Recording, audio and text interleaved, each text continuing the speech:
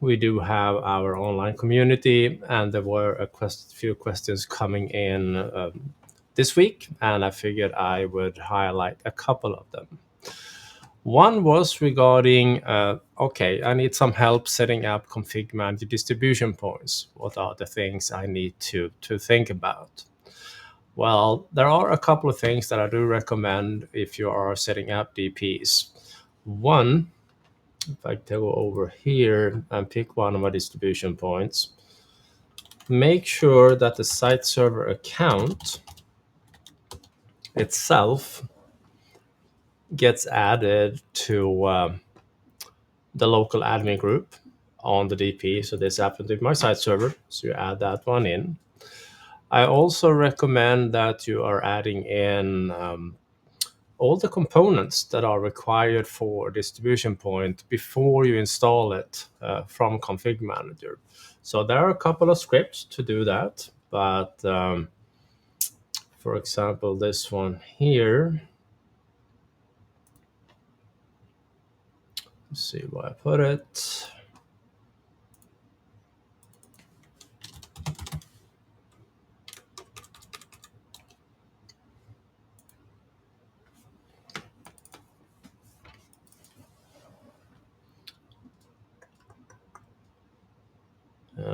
Here we go.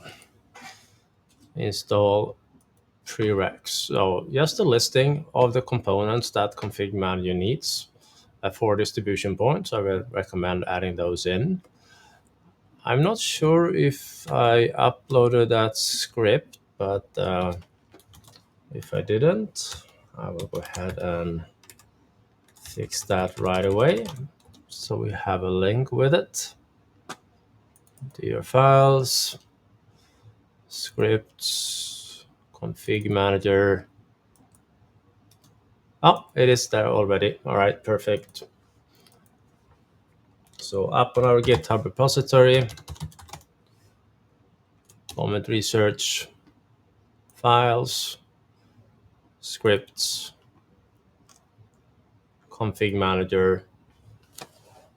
There you have that script that it adds those components.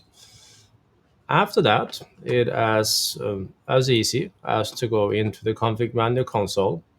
Make sure that you do reboot your distribution point so you have the group membership added there.